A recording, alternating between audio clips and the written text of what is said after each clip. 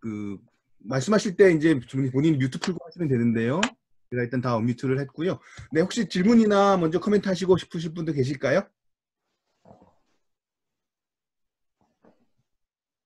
네, 그럼 제가 먼저 그냥 가장 무식한 단순한 질문을 하나 먼저 드리면요. 그 약간 먼 얘기일 수도 있는데 시민종교란 말을 자꾸 쓰셨어요. 그렇죠? 어디 계시나요? 네. 시민종교에 관해서 짧게 그게 무슨 뜻인지 한번 설명을 해주시고 갈 수 있을까요?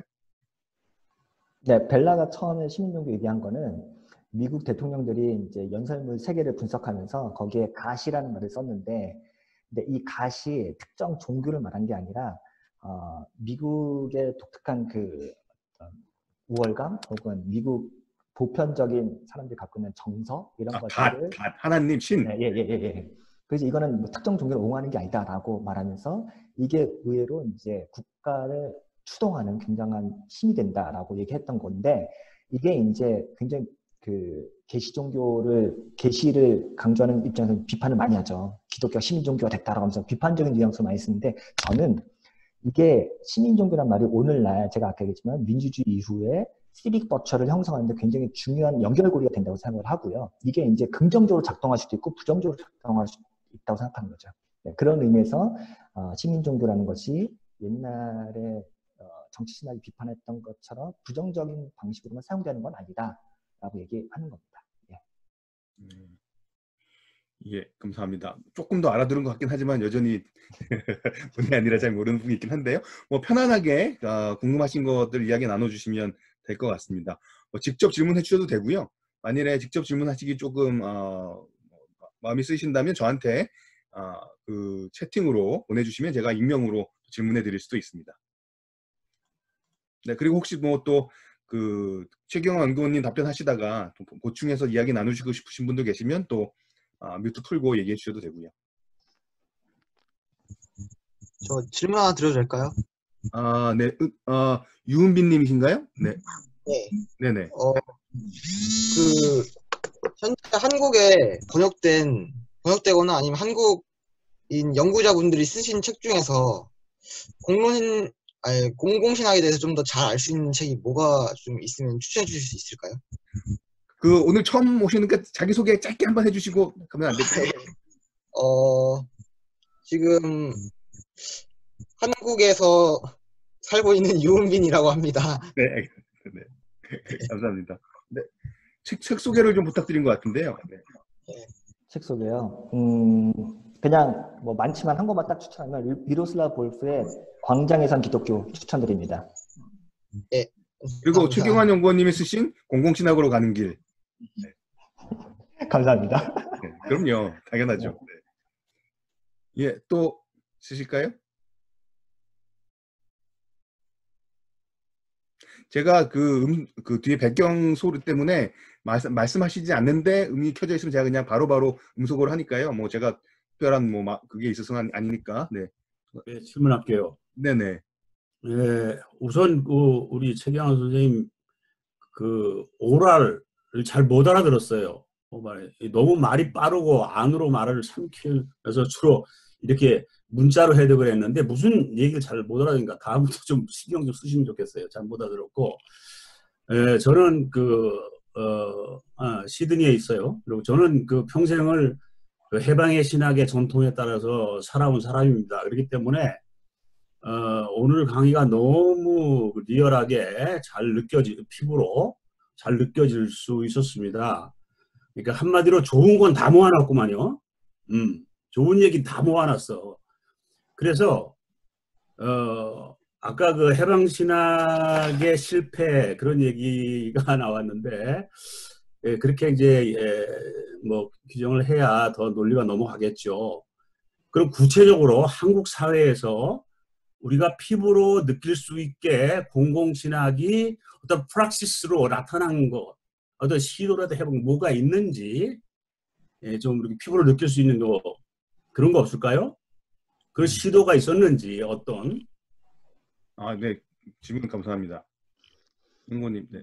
네, 공공신학이란 거는 제가 아까 얘기했지만 교회가 사회 참여하는 게 아니라 시민사회의 하나의 기관으로서 기독교 NGO 단체라든가 혹은 다양한 그 기독교 기관들이 있잖아요. 이제 그런 것들이 어떤 유의미한 공론의 목소리를 만들어내는 거거든요. 그리고 의제를 형성하고 그것이 실제로 입법화되기도 하고 이제 이런 과정인데 기독교가 그런 단체들 많이 했죠. 예를 들어서 뭐 좋은 교사 운동이 될 수도 있고요.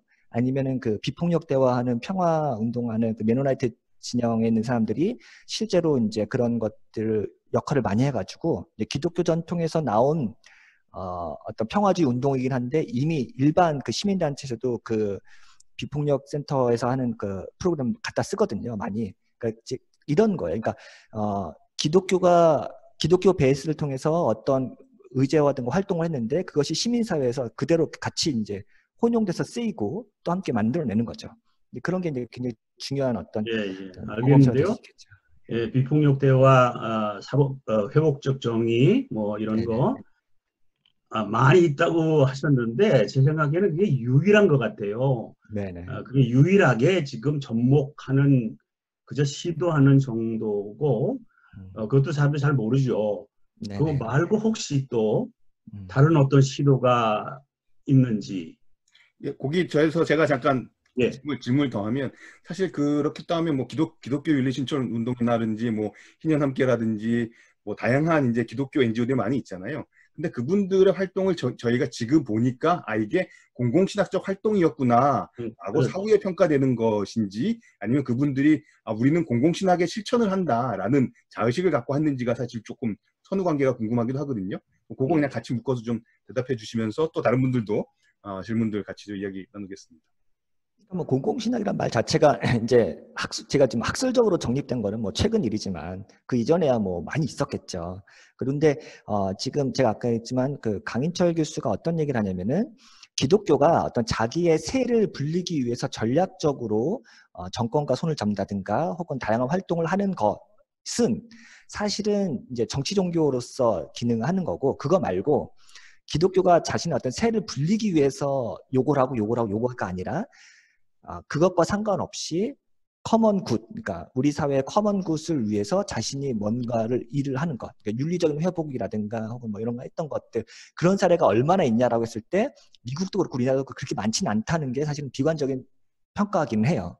예, 그러니까 사실은 뭐 그렇게 할 리가 없잖아요. 교회가 우리 뭐 선교에 도움이 안 되고 뭐 교회 성장에 도움 안 되는데 굳이 뭐 돈 써가면서 다른 어떤 뭐 윤리적 회복이라든가 공적인 참여를 할 리가 없죠. 그렇기 때문에 교회가는 하기는 굉장히 부담스러운 일이고 지금까지 해오질 못했죠. 근데 그렇기 때문에 사실 기독교가 계속해서 공공재로서 역할을 못했다고 욕을 먹는 거고 그런 의미에서 이제 기독교 NGO 단체들이 작게나마 그런 역할을 했던 거라고 저는 생각합니다. 네, 감사합니다. 예, 또 코멘트나 질문들 있으실까요? 네, 네, 이영석 교수님. 네. 잠깐만 제가 언뮤트. 네. 네, 말씀하시면 됩니다. 그 말씀 잘 들었는데요. 그리고 이제 저야 교회를 다니긴 하지만 뭐 신학하고 거리가 멀고 한데 제가 평소에 느끼는 교회에 대해서 한국 개신교에 대해서 느끼는 여러 문제점이라든가 이러한 것들이 지금 여기 강의하시는 내용 중에 다 녹아 있는 것 같아요. 오히려 제가 고맙게 생각하는데 이제 제가 그 한 가지 얘기하고 싶은 것은 결국 지금 이 시대라는 게 아까도 다 나왔지만 디센터링, 예, 탈중심이죠. 또 다문화주의, 그 탈권위주의, 특히 한국 사회에서는 저는 그걸 극단적 평등주의라고 하는데요. 이러한 여러 가지 것들이 이제 거의 일상화돼요. 그리고 지식 민주주의요.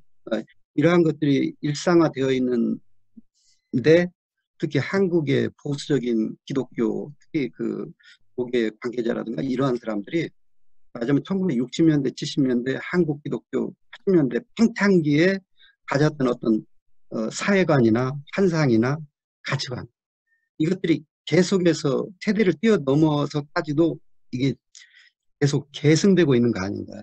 그래서 그런 눈으로 지금 현재 사회를 보게 되니까 이게 여기에서 엄청난 불일치가 발생하는데 아까 그 최장집 교수가 촛불혁명 이후에 공론장이 저 보수 탐론이 한국의 공론장을 세웠다고 그건 전혀 다른 시각에서 봐야죠. 오히려 한국의 공론장은 이미 그 아까 그러한 그 탈권위주의라든가 이런 식으로 해서 이미 공론장이 완전히 형성됐고 여기에 적응을 못한 보수 기독교 세력이 대안적 공론장으로서 광화문에서 했던 거죠. 그러니까 그것은 넓은 의미의 공론장의 한 소수에 지나지 않는다 이렇게 생각이 되고요.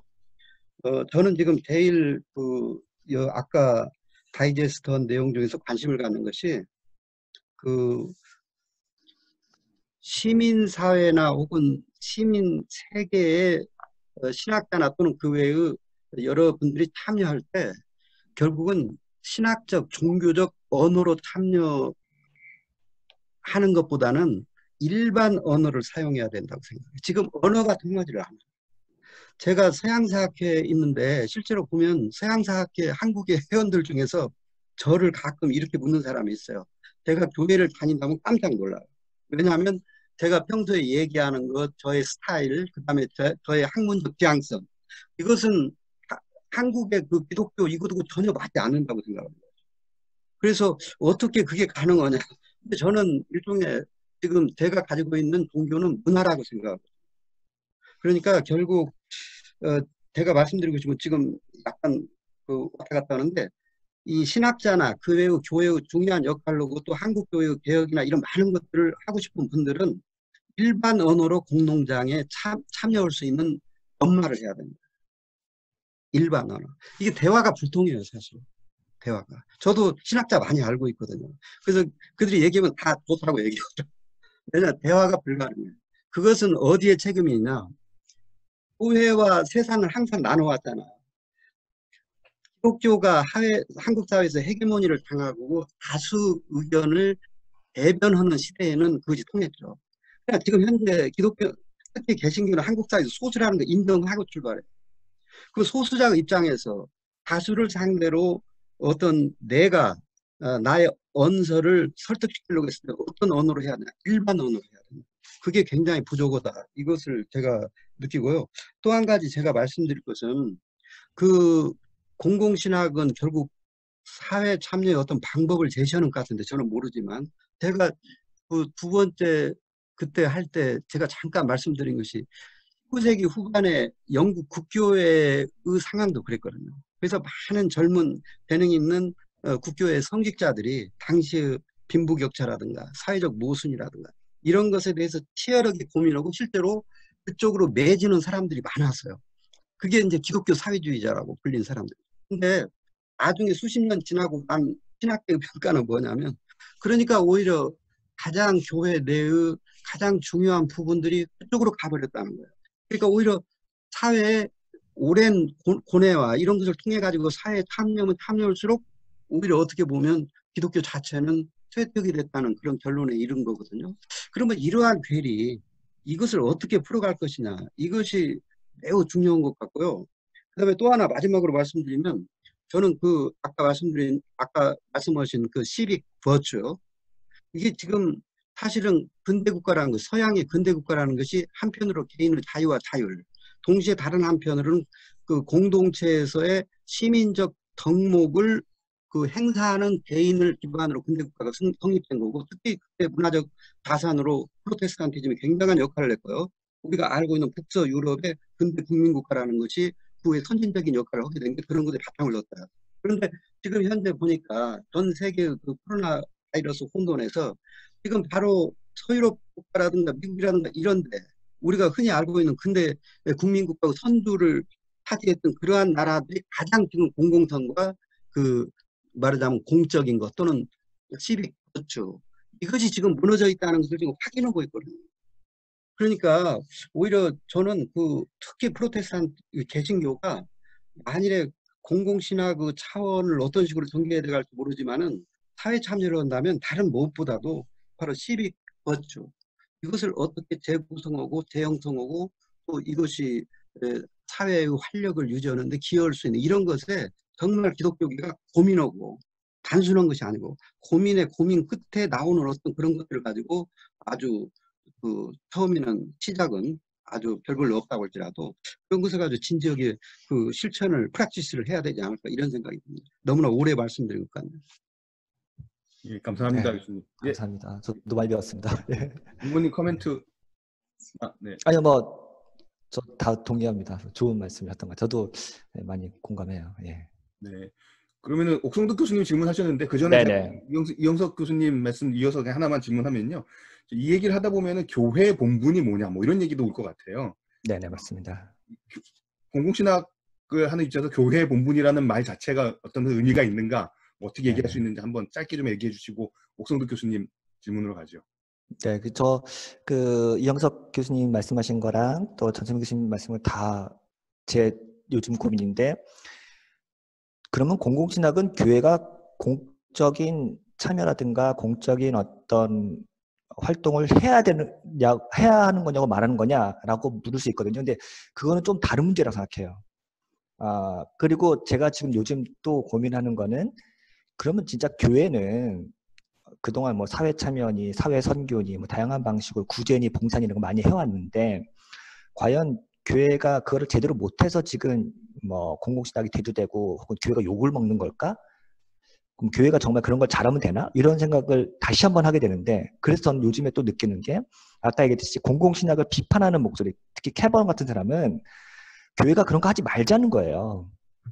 그러니까 교회가 그런 걸 안 해서 욕먹는 게 아니라, 오히려 오늘날 같은 세속화 시대에는요, 교회는 정말 그 교회가 갖고 있는 고유한 그 독특성을 가지고 있을 때 사람들이 여기서 어떤 목마름을 해소받는 거지, 야, 교회가 이렇게 사회 참여에 관심이 없어.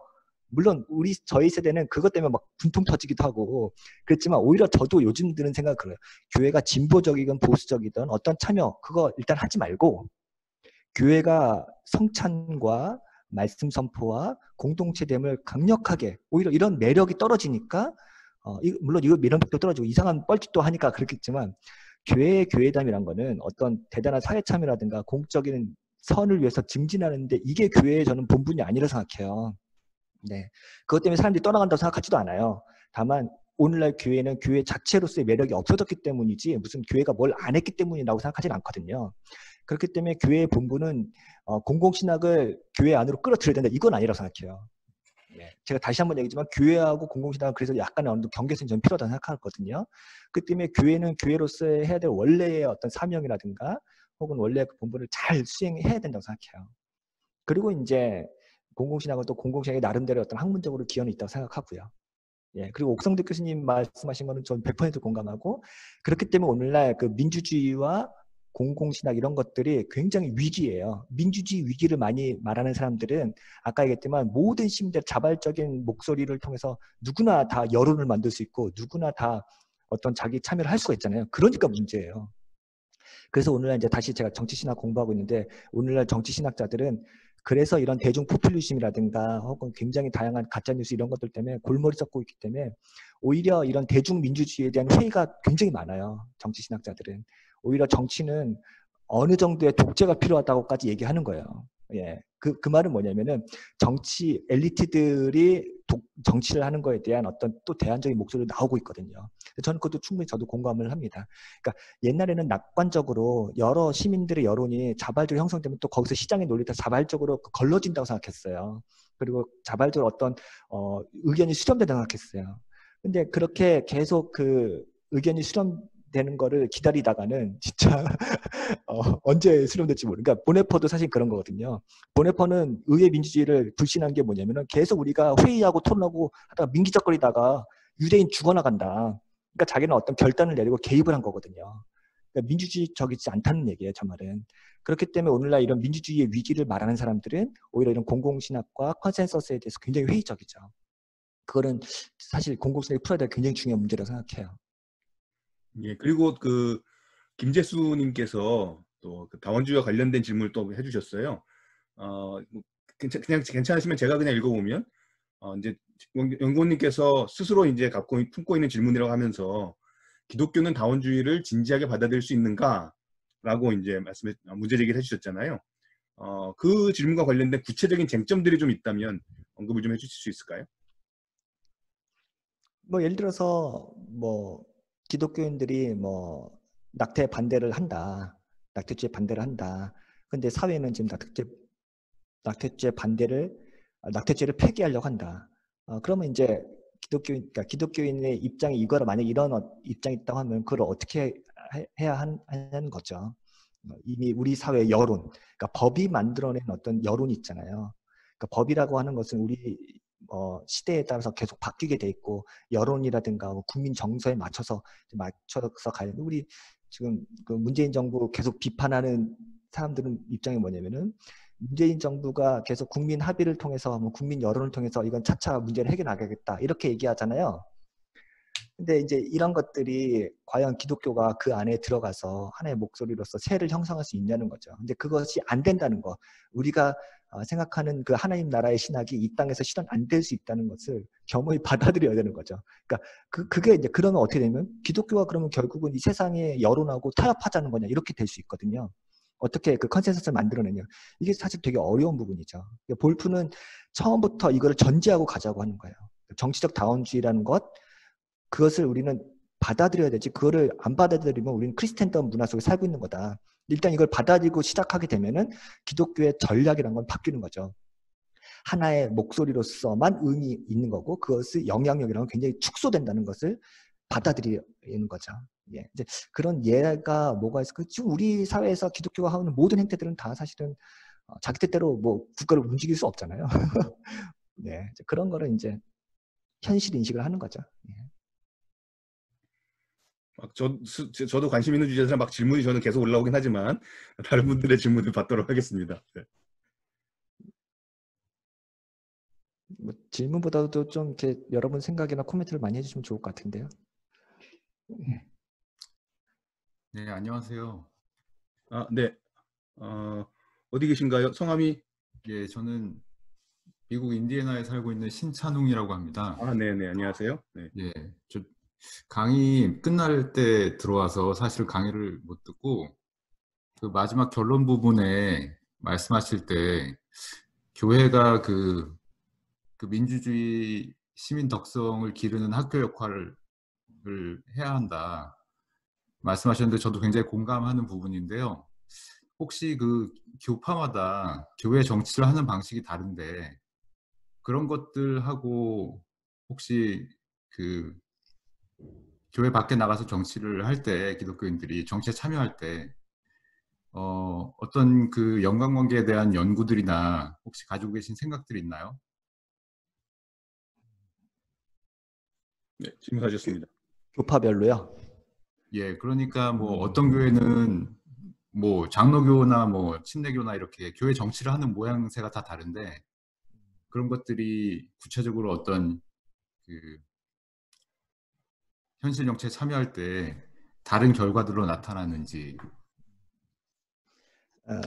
뭐 제가 답변 드릴 수 있는 게 한전적일 것 같긴 한데 그래도 그냥 제가 알고 있는 지식으로만 말씀드리면 몰트만이 그런 얘기를 하더라고요. 유럽에서는 그 자유민주주의, 그러니까 유럽의 교회, 특히 이거는 주교 시스템과 국가교회 형태가 굉장히 그 유산이 많이 남아있기 때문에 미국의 프리처치 스타일의 어떤 회중적인 스타일을, 그러니까 미국의 회중교회를 몰트만은 했던 것 같아요. 미국의 회중교회는 굉장히 민주주의적인 어떤 그 자발성이라든가 혹은 다양한 스타일의 실험적인 것들을 할 수 있는데 유럽의 국교 중심 혹은 뭐 주교 중심의 이런 교회가 얼마만큼 그걸 실현할 수 있겠느냐라는 어떤 약간 걱정을 한 건 제가 읽어보긴 한 것 같아요.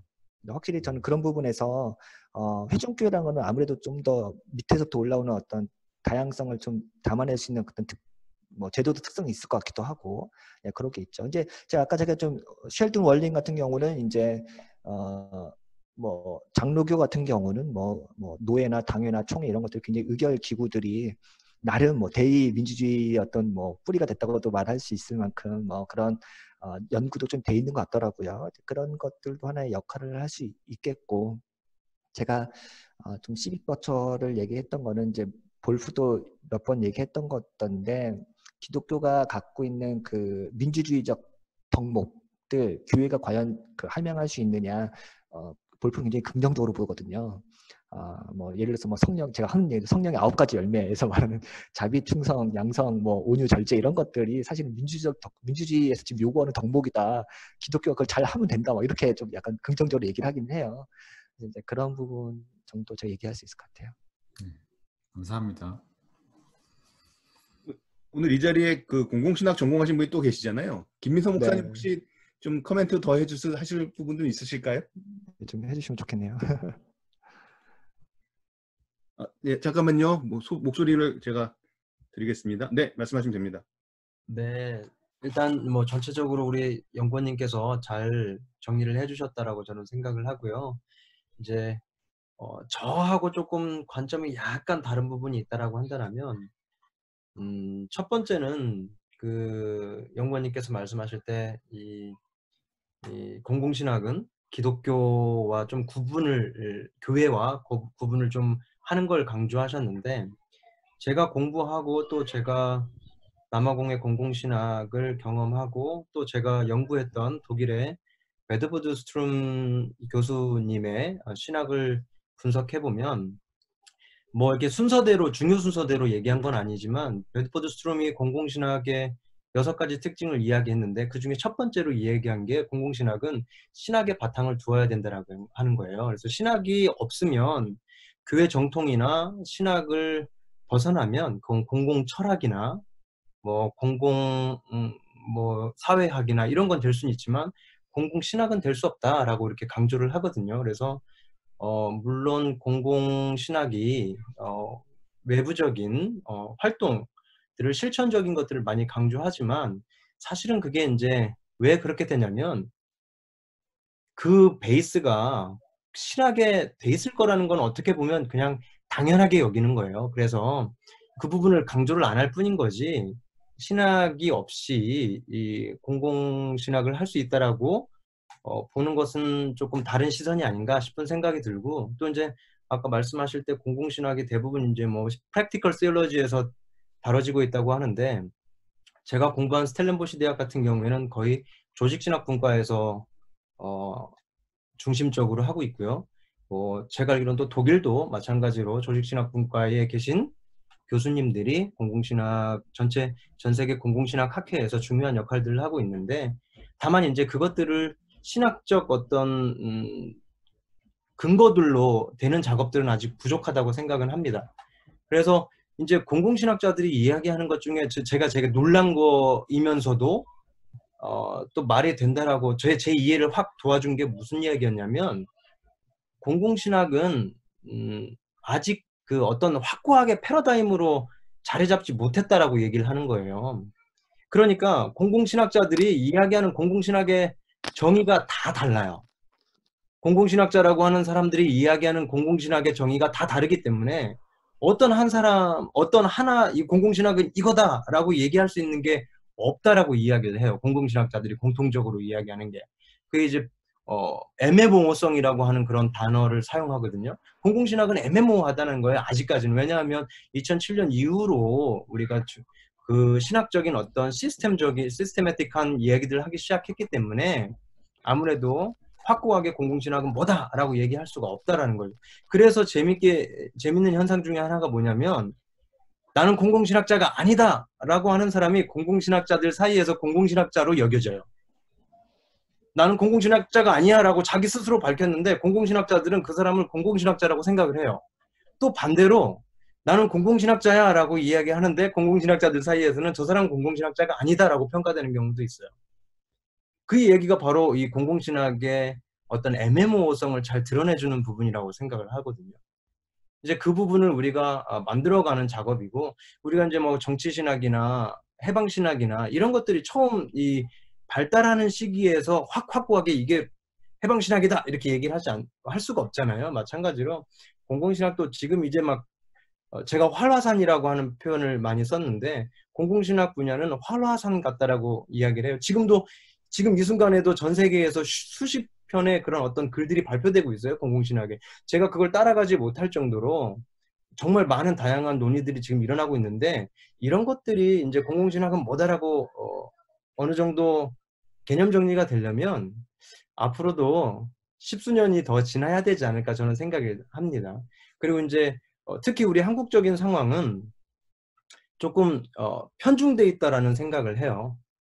특히 이제 미국의 스택하우스의 공공신학이 많이 알려지긴 했는데, 제가 이제 남아공에 가서 공공신학을 전공하면서 느낀 것 중에 하나가 너무 한쪽에 치우친 정보만 있다라는 거죠, 우리 한국에는. 그래서 제가 지도 교수님을 처음 만나서 공공신학에서 대화를 하는데 저한테 하신 말씀이 그거예요. 너는 왜 어디 가서 그렇게 편협된 한쪽 이야기만 듣고 와서 나랑 얘기하느냐 이 얘기를 하더라고요. 저는 웬만한 한글로 된 글은 다 읽고 갔는데도 불구하고 그렇게 한쪽에 치우친 생각을 하고 있다라고 평가를 받았어요. 그래서 나중에 이제 원서들을 읽고 나면서 아 정말 내가 한쪽의 이야기만 많이 집중되어서 들었구나라는 그 생각을 하게 되었는데 그래서 조금 한국에는 아직까지는 이렇게 다양한 이야기들을 내놓은 글들이 물론 이제 얼마 전에 우리 최경환 연구원님께서 좋은 책을 이렇게 해주셔서 많이 이해를 도울 수 있지만 그럼에도 불구하고 그래서 지금까지는 어쩔 수 없이 영어 원서를 읽을 수밖에 없는 상황이 아닌가 이런 생각을 해봅니다. 연구원님 뭐 네네. 제가 또 하나 이제 들으면서 생각한 게 오늘날의 상황 신학이라고 하는 거 보통 신학에서 예를 들어서 전통적인 백과사전식 방식의 교리학을 하던 방식에서 넘어가서 다양한 상황 신학이 있잖아요. 여러분 아시듯이 뭐 생태 신학, 뭐 5만 가지 신학이 다 뭐 퀴어 신학도 여러 가지가 있는데 공공 신학도 마찬가지인 게 이제는 신학이 연역적인 방식으로 신론, 기독론, 인간론, 교회론이 있어서 그걸 어떻게 실천 신학에 적용할 것인가 이런 방식의 신학을 거의 못 하거든요. 그 말하는 거는 굉장히 이제 파편화되고 이제 다원화됐기 때문에 귀납적으로 신학을 구성할 수밖에 없어요. 그래서 오늘날 공공신학 저널에 올라오는 글들을 보면은 대부분은 전부 다 자기네 지역의 상황에 어떤 이슈를 갖고 신학이 어떻게 응답할 것인가 이런 방식으로 글을 다 쓰거든요. 그 말은 뭐냐면 공공신학은 그래서 뭐 어떤 중심이라든가 혹은 뭐 핵심 개념을 중심으로 구성하는 게 아니라 자기가 갖고 있는 어떤 그 지역의 문제점을 가지고 끄집어 올라가서 그럼 과연 신학의 전통 중에 어떤 신학자가 어떤 개념이 이거를 잘 설명할 수 있을까 이런 방식으로 글을 쓸 수밖에 없어요. 그런 이제 공공신학만 그런 건 아니죠. 지금 대부분의 신학이라는 것이 완전히 이제 리컨스트럭션 되는 과정이 있거든요. 전통적으로 우리가 교리신학에서 배우는 순서대로 배우는 그런 교리학이라는 것은 이제 상당히 이제 옛날 구전의 구식의 방식이 돼버리고 대부분의 지금의 이제 조지신학이라는 것은 굉장히 이제 지금 새롭게 뭐 기후 위기라든가 혹은 뭐 소수자 문제 이런 것들을 중심으로 다시 재편되고 있기 때문에 공공신학도 그런 것 같아요. 그래서 굉장히 사실은 처음 출발부터 중심이 없었고 앞으로도 계속 아마 그 지역적인 신학의 리스판스로서 신학을 어떻게 할 것인가 이거 굉장히 이제 많을 거라 생각합니다. 예, 감사합니다. 질문하시고 싶은 분들 그 질문 이렇게 만드시면서요. 제가 또 짧게 그냥 질문 하나 드리면 어쩌다가 공공신학에 관심을 갖고 공공신학을 본인의 가장 중요한 연구 테마로 삼게 되셨나요? 개인적인 얘기를 짧게 좀 해주셔도 좋을 것 같은데요.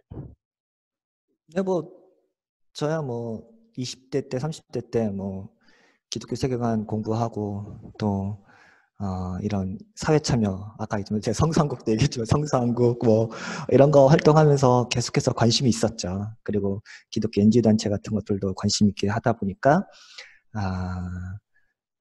공공신학이라는 게 있다더라 얘기를 들었고 저 역시 뭐 굉장히 관심이 많았고요. 예, 그래서 이제 그렇게 하다 보니까 흘러온 거죠. 뭐 딱히 뭐 이유가 있는 건 아니고요. 예. 네, 카운터 있습니다만 참고 네, 저희가 시간이 한 8분 정도 그래도 꽤 남아 있어요. 네, 궁금하신 것들 편하게 이야기 나눠주시면 좋을 것 같습니다. 예, 이거는 질문은 아니고요. 네네, 옥 교수님. 예, 지금 뭐 연세대학교나 이런 대학 교양 과정에서 기독교 개론을 가르칠 때에 그 하나의 방법론으로 고민하고 있거든요. 그러면 저 같은 경우는 또 UCL에 가는 스테이트 유니버시티에서 한국 기독교학을 가르쳐야 되기 때문에 이 고민은 그러니까 교수로 임용될 때부터 해온 고민인 거예요. 그러니까 일반 언어로 어떻게 세큘러 세팅에서 기독교를 가르치느냐. 이제 그런 것은 이건 뭐 신학이라기보다는 어떤 그러니까 공공신학 자체가 방법론이라고도 처음에 이야기했으니까 그런 고민들이 의외로 많은 교수들도 하고 있고 학생들도 사실 하고 있다. 그냥 참고로 말씀을 드립니다. 질문 드려도 될까요? 예, 감사합니다. 네, 네. 저 오타에 살고 있는 박정희라고 합니다. 네, 교수님 안녕하세요. 네. 안녕하세요.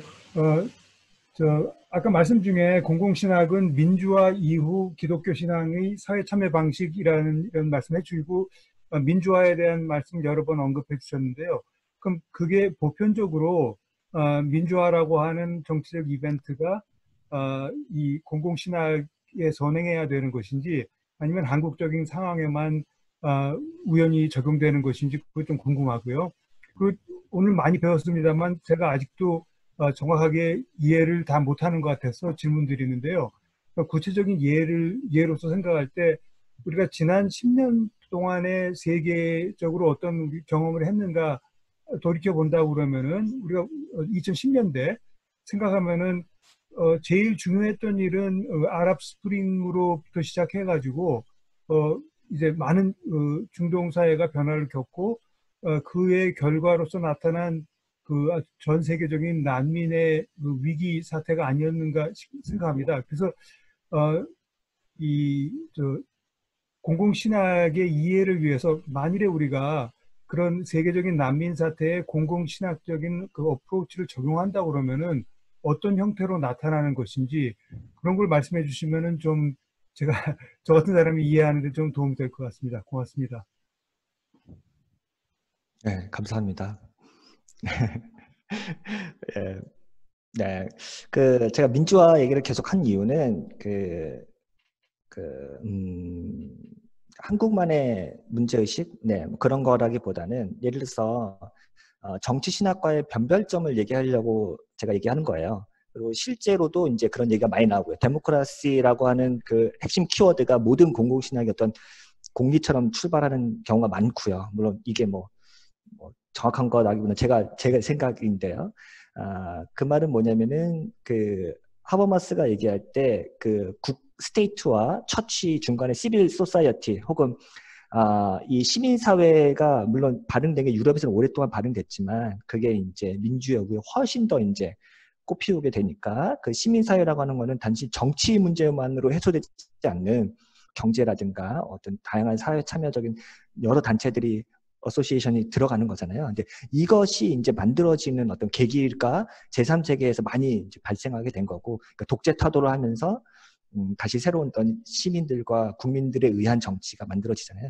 이제 그때 이제 우리 공공신학의 문제의식이 활발하게 꼽히는 거죠. 이거는 브라질도 똑같아요. 브라질 해방신학자들도 지금 다 공공신학으로 전환을 하겠다고 한 이유 중에 하나가 이런 거고, 한국도 마찬가지고 동남아시아도 비슷한 상황이 있는 거죠.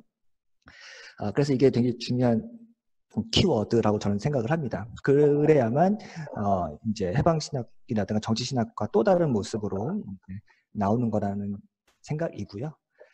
아까 말씀하셨던 것처럼 난민 문제 같은 것도 굉장히 중요한데, 그러니까 제가 얘기했지만 공공신학이 비판받는 거는 비판의 기준이 있는 게 아니라 참여 방식은 예를 들어서 공적 합의라든가 혹은 이런 걸 통해서 우리가 함께 기독교가 그 라운드 테이블에 하나의 목소리로서 같이 역할을 하자 이런 것이 되게 중요한데, 그러면은 그 기독교가 어떤 목소리를 낼 거냐라고 하는 거에 대해서는 사실은 너무나 이제 사실은 기독교 안에서도 통일된 목소리가 없는 거죠. 난민을 찬성할 거냐 반대할 거냐부터 시작해서 그거에 대한 성경적 근거 혹은 조기신학적 근거 되려고 하면 한도 끝도 없거든요. 그렇기 때문에 그런 점에서는 기독교가 어떻게 대응할 거냐, 그러니까 기독교가 어떤 방식으로 참여할 것이냐는 얘기하지만 뭘 내용을 할 것이냐는 건 없는 거거든요. 그래서 저는 그래서 공공신학의 가장 맹점이 그거예요. 내용 없는 형식주의라는 거예요. 그래서 저는 이제 제 나름대로의 결론은 누구를 위한 공공신학을 할 것이냐가 신학이 채워져야 될 부분이라 저는 생각한 거죠. 그러면 누구를 위한 공공신학을 할 거냐? 그 사회에서 가장 약한 자들 혹은 희생자들, 소수자들을 위한 공공신학을 하는 게 적어도 제가 갖고 있는 신학적 베이스로서의 공공신학이라는 거죠. 이건 제 개인적인 거예요. 이런 입장은 이제 몰트만도 많이 얘기하는 거고, 희생자들이라든가 가난한 자들이라든가 억압받는 자들의 편에선 기독교로서 그들의 목소리를 공정하게 대신 내주자. 이 정도 되는 거죠. 이 정도의 간단한 어떤 명제를 갖고 모든 사안에 적용해 보는 거죠. 예. 그렇게 보면 뭐 난민의 입장도 이런 원리를 갖고 적용해서 이제 기독교가 어떻게 난민을 위한 목소리를 낼 것인가를 이제 적용할 수 있을 거라고 생각합니다. 네. 저 혹시 괜찮으면 그 민주주의와 관련해서 뭐 책 하나만 소개해드려도 될까요? 네, 짧게 해주시죠. 저희가 시간이 이제 2분밖에 안 남았기 때문에. 네. 네. 이 책인데요. 그 독일의 하이니 베드포드스트룸 교수가 쓴 책인데 작년에 출판이 됐어요. Liberation Theology for Democratic Society라고 하는 책인데요. 이 책을 한번 참고하면 좋을 것 같습니다. 네, 카톡방에 카톡방이 아니라 밑에 채팅창에다가 한번 네네. 사용부터 써주시면 관심 있으신 분들이 정보를 잘 가져가실 수 있을 것 같습니다. 알겠습니다. 감사합니다, 김승 목사님. 네, 저희 1분 남았거든요. 지난주에도 말씀드렸던 것처럼 오늘 이 질문하지 못하면 오늘 밤에 잠을 잘 수가 없을 것 같다 하는 버닝 퀘스천 하나 딱 있으시면 하나만 딱 제가 받고 제가 마무리하면 좋을 것 같고요. 뭐 한 5초 드렸는데 질문 튀어나오지 않으면, 질문이 없으시면 그냥 마무리하면 됩니다. 질문은 아니고 네, 그냥 마지막 발언 커멘트 내겠습니다. 네. 저는 생각 하나만 나누면은 저도 그 다른 그냥 일반 학문들 공부하다가 이제 신학 공부하고 지금 목회를 하는 사람인데요. 그 일반 학문 할 때에도 이제 이미 기존에 많이 이렇게 정착돼 있던 학문을 했던 건 아니고 새롭게 나타나는 현상에 대한 것들을 공부를 했던 경험이 있어요. 그때도 있었던 게 이제 그 분야에 대해 그 개념에 대해서 정의하는 사람들이 다 다른 정의들을 내리는 것들을 발견을 했었거든요. 그런 면에서 지금 공공신학이라는 것도 사실은 아직 학문으로 완전히 자리 잡지 않은 부분이 있기 때문에 아까 말씀드렸던 것처럼 결국은 개개인 또는 각 지역 어떤 개개인 단체들에서 실천적으로 이루어지는 것들이 점점점 많이 쌓여 나가는 것이 지금 현재에서는 가장 필요한 일이 아닐까라는 생각이 들고, 또 현재 제가 목회자로서 교회를 섬기고 있기 때문에 사실은 교회에서 이 공공신학이라는 것들을 어떻게 다뤄야 될까라는 그런 부분들에 대한 퀘스천이 굉장히 많은데, 아까 최경환 연구원님이 말씀하시기로는 교회는 교회로서의 본분을 더 지키는 부분들에 대해 말씀을 하셔서, 그러면 이거를 정말 나는 어떻게 해야 될까라는 질문들이 정말 더 많이 생기는 그렇게 하고 마칠 수밖에 없는 게 좀 안타까움이 있는 시간이었던 것 같아요. 네, 감사합니다. 최경영 연구원님 다음 책 또 써주실 거죠? 네, 그럴게요. 네, 오늘 또 1시간 반 이렇게 그 공공신학에 어제 오늘 내일에 관해서 잘 발표해 주시고 의미 있는 토론 할 수 있어서 너무 감사했고요. 다음 주에 관해서 안내 드리고 마무리해야 될 것 같은데요. 최종원 교수님 혹시 지금 접속 잘 되시는 것 같은데 다음 주 안내는 직접 한번 해주실 수 있으실까요? 교수님 직접 하시죠. 제가 할까요? 네, 지난번에 했던 내용의 다시 반복인데요. 그러니까 오늘 원래 이제 루터교 목사로 사역하고 계시는 최주훈 목사님 모시고 저희가 한국에서 루터교 교인을 살아간다는 것에 관한 주제를 들으려고 했었는데, 오늘 이제 최경환 연구원님께서 공공신학 해주셨어요. 그래서 다음 주에는 루터교에서 사역하고 계시는 최주훈 목사님의 강연을 저희가 같이 듣는 시간을 갖도록 하겠습니다. 아닌데요, 다음 주가? 다음 주 아닌가요? 그 다음 주가 네. 원래 최경환 연구원님이 다음 주였고요. 다음 주는 그냥 고려대학교 네네. 경영학과 송수진 교수님 강의였거든요. 네. 다음 주에는 네, 직접 하시주시지 소개를. 예, 다음 주는 저도 직접 지금 딱 제목이 정확하게 기억이 나지 않는데, 여성으로 직장인으로 또 가정에서 여성으로 이중의 소명 받은 여성으로 살아가는 것, 이런 주제로 아마 여성 그리스도인으로서 직장인으로서 겪는 고민 이런 것을 아마 나눠주실 것 같습니다.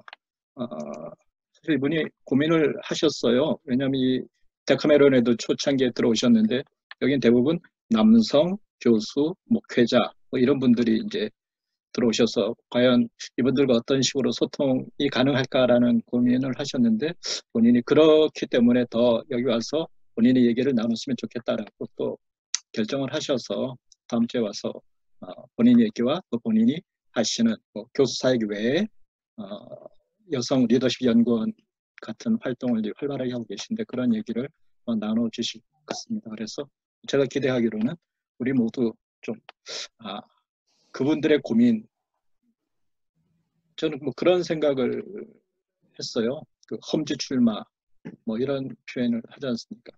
너무나 이제 당연하게 여겨지는 남성 중심의 위계에서 여성으로 늘 자신을 입증하면서 증명하면서 살아가야지 되는, 그래도 유리천장을 깰까 말까 이분들의 고민을 우리가 좀 더 열린 마음으로 들을 수 있는 기회가 되지 않을까 이런 생각을 합니다. 그래서 딱히 어떤 공공신학과 같이 내가 정말 관심 있는 주제가 아닐 수는 있지만 많이 우리가 들어봐야 될 주제가 아닐까 이런 생각이 듭니다. 그래서 다음 주에도 오늘처럼 많이 참여해 주시면 고맙겠습니다. 예, 제가 얼른 그 교수님께서 쓰셨던 그 광고문을 봤는데요. 네, 제목은 듀얼 콜링, 함께 돌보고 함께 일하는 세상을 꿈꾸며 라고 되어 있고요. 남성 중심의 한국 사회에서 여전히 여성 직장인은 일과 가정의 양립이라는 두 가지 십자가가 당연한 듯 부여되고 있습니다. 이 모순의 현실에 헤쳐가며 애쓰는 목소리를 들어봅니다. 라고 이제 소개를 해주셨어요. 네, 제가 더 이제 얘기를 하게 되면 시간이 너무 길어지니까요. 제가 이제 34분이었습니다. 4분 오버했고요. 그럼 오늘 모임은 여기서 마치도록 하겠습니다. 제가 업뮤트를 할 테니까 모두 다 뜨거운 박수로 한번 마무리하면 좋을 것 같습니다. 네, 수고하셨습니다.